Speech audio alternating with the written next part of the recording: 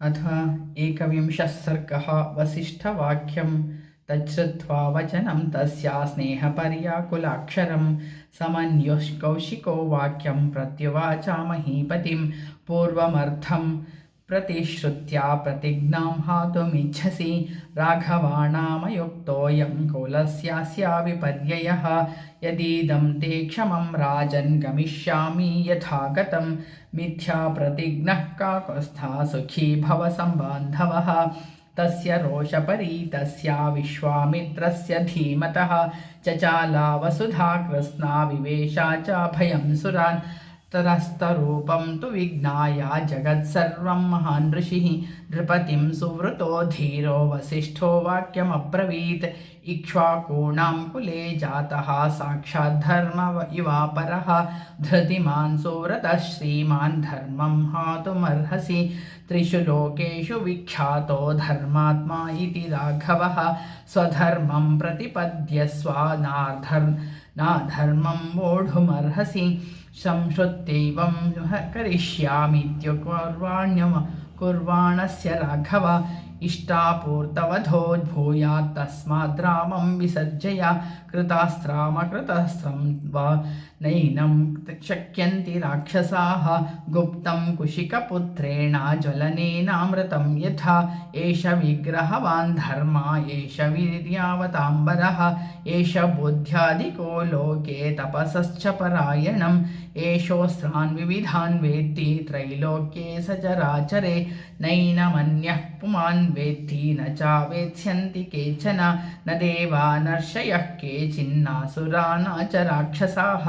गन्धर्वयक्षप्रवराः सकिन्नरमहोरगाः सर्वास्त्राणि कृशाश्वस्य पुत्रः परमधार्मिकाः कौशिकाया पुरा दत्ता यदा राज्यं प्रशास्यति तेऽपि पुत्रा कृशात्वस्य प्रजापतिसुताः नैकरूपा महावीर्या दीप्तमन्तो जयावहाः जया च सुप्रभा चैव दक्षकन्येषु मध्यमे ते वा ते स्रवशस्त्राणि शतं परमभास्वरम् 50 सुतान् लेभे जया नामा वराङ्गना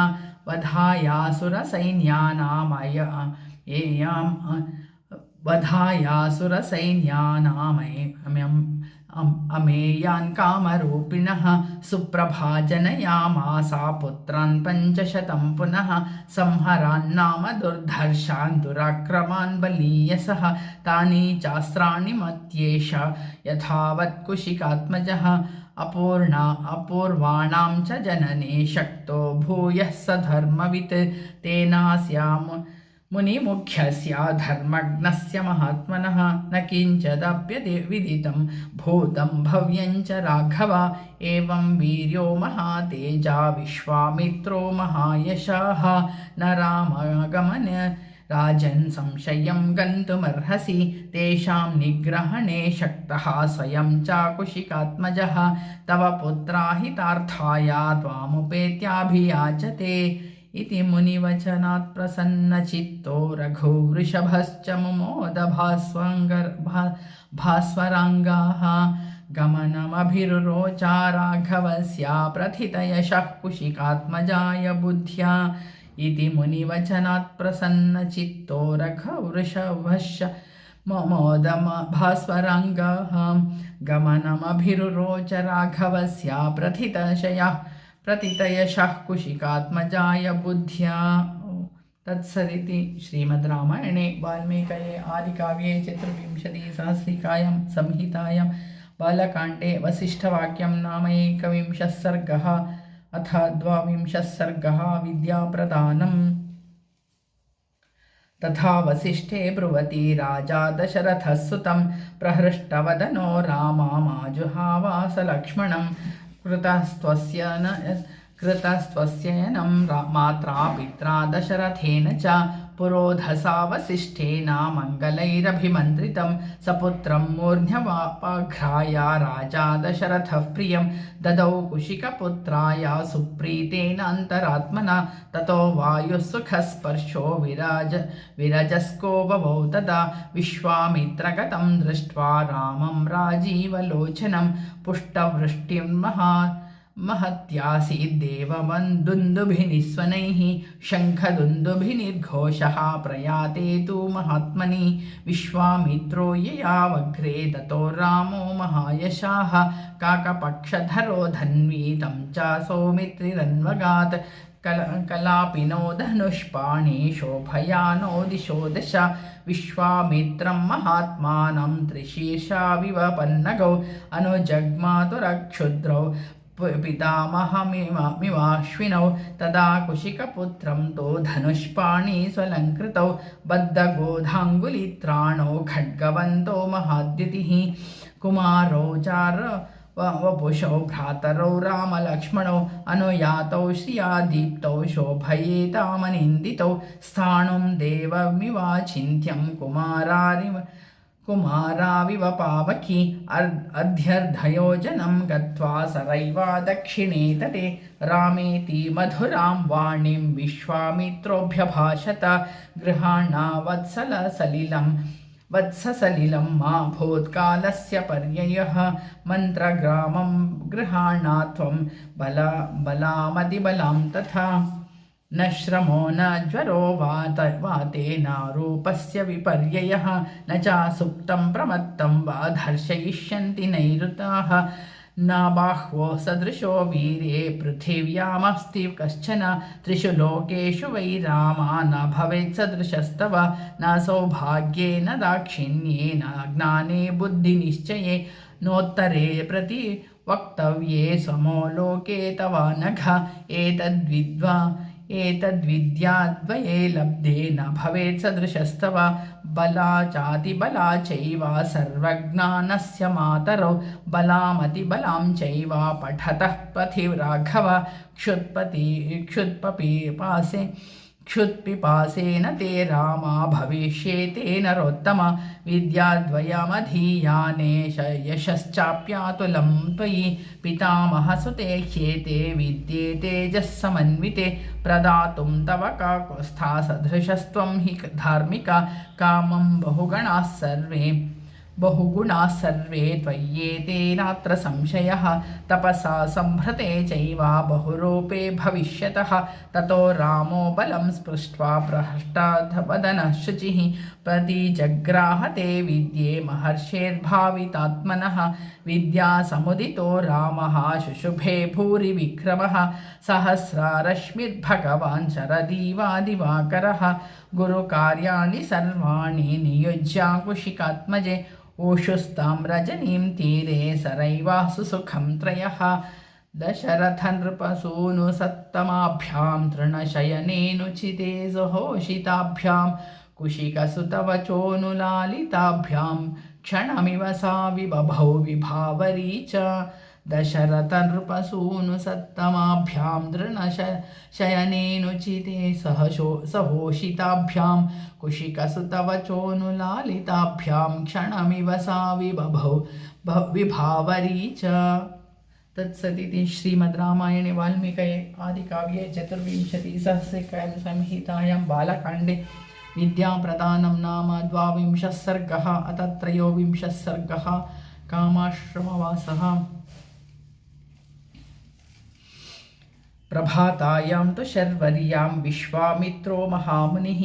अभ्यभाषत काकुत्स्थं शय्यानं पर्णसंस्थरे कौसल्या सुप्रजा रामा पूर्वा सन्ध्या प्रवर्तते उत्तिष्ठ नरशार्दूला कर्तव्यं दैवमाह्निकं स तस्यर्षेर्परमोदारं वचः श्रुत्वा नृपात्मजौ स्नात्वा कृतोदकौ वीरो चेपतुः परमं जपं कृताह्निकौ महावीर्यौ विश्वामित्रं तपोधनम् अभिवाद्याभिसंहृष्टौ गमनायोपतस्थस्ततुः तौ प्रयातौ महावीर्यौ दिव्यां त्रिपथगां नदीं ददृशाते ततस्तत्रासरैवः सङ्गमे शुभे तत्राश्रमपदं पुण्यं ऋषीणां भावितात्मनां बहुवर्षसहस्राणि तप्यतां परमं जपः तं दृष्ट्वा परमप्रीतौ राघवौ पुण्यमाश्रमम् ऊचतुस्थं महात्मानं विश्वामित्रमिदं वचः कस्यायामाश्रमं पुण्यः कोऽस्मिन् वसते पुमान् भगवन् श्रोतुमिच्छावः परं कौतूहलं हिनौ तयोस्तद्वचनं श्रुत्वा प्रहस्य मुनिपुङ्गवः अब्रवीत् श्रूयतां रामा कस्यायं पूर्व आश्रमः कन्दर्पो मूर्तिमानासीत् काम इत्युच्यते बुधैः तपस्यां तमिह स्थाणुं नियमेन समाहितं कृतोद्वाहं तु देवेशं गच्छन्तं समरुद्गणं दर्शयामास दुर्मेधा कृतश्च महात्मना अवदग्धस्य रौद्रेण चक्षुषा रघुनन्दन यशीर्यन्तं शरीरात् स्वात् सर्वगात्राणि दुर्मतेः तस्य गात्रं हतं तत्र निर्दग्धस्य महात्मना अशरीरः कृतः कामः क्रोधात् देवेश्वरेणः अनङ्गा इति विख्यातस्तदा प्रभृति राघव स चाङ्गविषयः श्रीमान् यत्राङ्गं सममोचः तस्यायमाश्रमः पुण्यस्तस्यैव मुनयः पुरा शिष्या धर्मपरा नित्यं तेषां पापं न विद्यते इहाद्या रजनीं रामावसेमा शुभदर्शने पुण्ययोः सरितोर्मध्ये श्वस्तरिष्यामहे वयम् अभिगच्छामहे सर्वे शुचयः पुण्यमाश्रमं स्नाताश्चाकृतजप्याश्चाहुतहव्यः नरोत्तमा इह वासः परो रामा सुखं वत्स्यामहे निशां तेषां संवदतां तत्र तपो दीर्घेण चक्षुषा विघ्नाया परमप्रीता मुनयो हर्षमागमन् अर्घ्यं पाद्यं तथातिथ्यं निवेद्या कुशिकात्मजे रामलक्ष्मणयोः पश्चादकुर्वन्नतिथक्रियाम् सत्कारं समनुप्राप्य कथाभिरनुरञ्जयन् यथार्हामजपन् सन्ध्यामृषयस्ते समाहिताः तत्र वासिभिरानीता मुनिभिः सुव्रतैः सह न्यवसन् सुसुखं तत्र कामाश्रमपदे तदा कथाभिरभिरामो नृपात्मजौ रमयामास धर्मात्मौ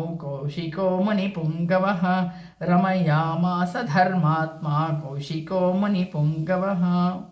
तत्सदिति श्रीमद् रामायणे वाल्मीके आदिकाव्ये चतुर्विंशतिसहस्रिकायां संहितायां बालकाण्डे कामाश्रमवासो नाम त्रयोविंशः सर्गः अथ चतुर्विंशः सर्गः ताटकावनप्रवेशः ततः प्रभाते विमले कृताह्नीकमरिन्दमौ विश्वामित्रं पुरस्कृत्य नद्यास्तीरमुपागतौ ते च सर्वे महात्मानो मुनयः संश्रितौ व्रताः उपस्थाप्य शुभं नावं विश्वामित्रमथाब्रुवन् आरोहतो भवान् नावं राजपुत्रपुरस्कृतः अरिष्टं गच्छ पन्थानं मा भूत्कालस्य पर्ययः विश्वामित्रस्तथेत्युक्त्वा तान् ऋषीनभिपूज्य च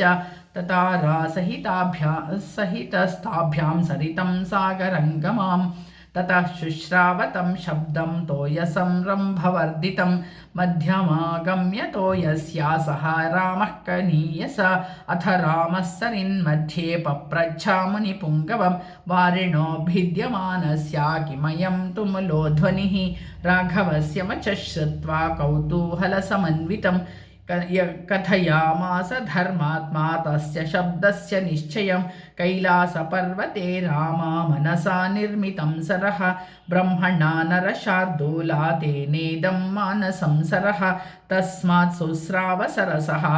सायोध्यामुपगूहते सरः प्रवृत्ता सरयोः पुण्या ब्रह्मसरुच्यता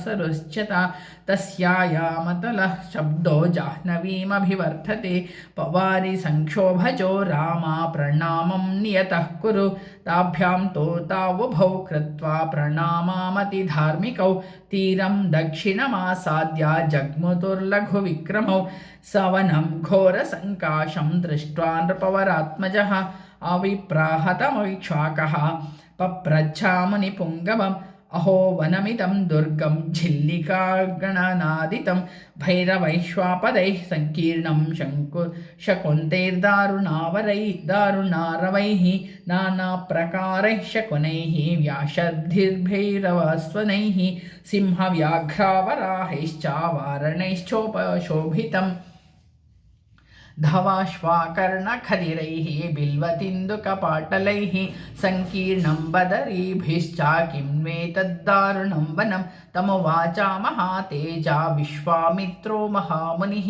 श्रूयतां वत्सकाकुत्स्था यस्यैतद्दारुणं वनम् एतौ जनपदौ स्फीतौ पूर्वमस्तां नरोत्तम मलदाश्चाकरूपाश्च देवनिर्माणनिर्मितौ पुरा वधे रामामलेना समभिप्लुतं क्षुधा चैव सहस्राक्षं ब्रह्महत्या समाविशत् तमिन्द्रं स्नापयन् देवा ऋषयश्च तपोधनाः कलशैः स्नापयामासुर्मलं चास्या प्रमोचयन् इह भूम्यां मलं दत्त्वा कारोशमेव च शरीरजं महेन्द्रस्य ततो हर्षं प्रपेदिरे निर्मलो निष्करूपश्च शुचिरिन्द्रो यदाभवत् तदो देशस्य सुप्रीतो वरं प्रभरनुत्तमम् इमौ जनपदौ स्फीतौ ख्यातिं लोके गमिष्यतः मलदाश्चाकरुषाश्च ममाङ्गामलधारिणौ साधु साध्विति तं देवाः पाकशासनमब्रुवन् देशस्य पूजां तां दृष्ट्वा कृतां शक्रेण धीमता एतौ जनपदौ स्फीतौ दीर्घकालमरिन्दम मलदाश्चाकरुषाश्च मोदितौ धनधान्यतः कस्यचित्त्वथ कालस्य यक्षी वै कामरूपिणी बलं नागसहस्रस्य धारयन्ती तदा ह्यभूत् तटाका नाम भद्रन्ते भार्या सुन्दस्य धीमतः मारीचो राक्षसः पुत्रा यस्य शक्रपराक्रमः वृत्तबाहुर्महाशीर्षो विपुलास्यातनुर्महान् राक्षसो भैरवाकारो नित्यं त्रासयते प्रजाः इमौ जनपदौ नित्यं विनाशयति राघव मलदां शाकरुषांश्च ताटका दुष्टचारिणि सेयं पन्थानमावृत्य वसत्यत्यर्धयोजने इत एवाच गन्तव्यं ताटकाया वनं यतः स्वबाहुबलमाश्रित्य जहीमां दुष्टचारिणीं मन्नियोगादिमं देशं कुरु निष्कण्टकं पुनः न हि कश्चिदिमं देशं शक्नोत्यागन्तुमीदृशं यक्षिण्या घोरया रामा उत्सादितमहस्यया एतत्ते सर्वमाख्यातं यथैतद्दारुणं वनं यक्ष्या चोत्सादितं सर्वम् अद्यापि न निवर्तते एतत्ते सर्वमाख्यातं यत्तैतद्दारुणं वनं यक्ष्या चोत्सादितं सर्वम् अद्यापि न निवर्तते तत्सदिति श्रीमद् रामायणे वाल्मीकि आदिकाव्ये चतुर्विंशतिसहस्रिकायां संहितायां बालकाण्डे ताटकावनप्रवेशो नाम चतुर्विंशः सर्गः